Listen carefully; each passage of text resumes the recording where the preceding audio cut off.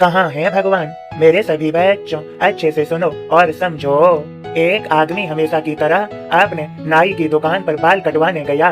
बाल काटते वक्त अक्सर देश दुनिया की बातें हुआ करती थीं। आज भी वे सिनेमा, राजनीति और खेल जगत इत्यादि के बारे में बात कर रहे थे कि अचानक भगवान के अस्तित्व को लेकर बात होने लगी। नाई ने कहा, देखिए भैया, आपकी तरह मैं भगवान के अस्तित्व में यकीन नहीं रखता। बाल कटा रहे आदमी ने पूछा, तुम ऐसा क्यों कहते हो?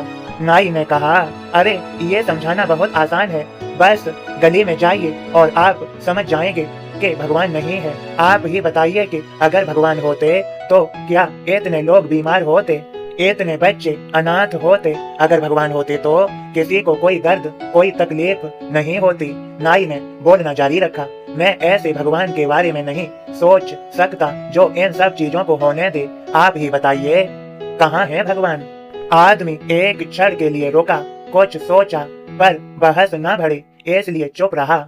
नाई ने अपना काम खत्म किया और आदमी कुछ सोचते हुए दुकान से बाहर निकला और कुछ दूर जाकर खड़ा हो गया।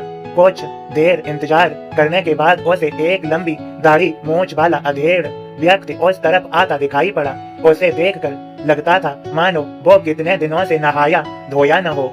आदमी तुरंत नाई की दुकान में वापस घुस गया और बोला, जानते हो इस दुनिया में नाई नहीं होते।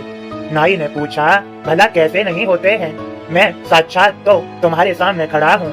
आदमी ने कहा, नहीं, वो नहीं होते हैं, वरना किसी की भी लंबी दाढ़ी मूंछ नहीं होती। पर वो देखो सामने उस आदमी की कितनी लंबी दाढ़ी मूंछ है। मेरे बच्चों, फिर नाई ने बोला, अरे नहीं भाई साहब, नाई होते हैं, लेकिन बहुत से लोग हमारे पास नहीं आते। अब आदमी ने नाई से कहा, बिल्कुल सही, यही बात है, भगवान भी होते हैं, पर लोग उनके पास नहीं जाते और न ही उन्हें खोजने का प्रयास करते हैं, इसलिए दुनिया में इतना दुख दर्द है।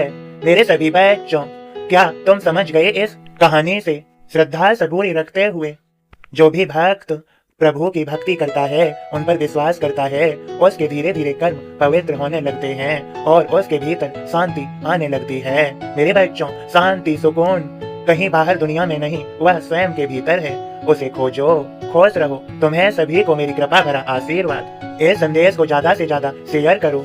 सबका मालिक एक।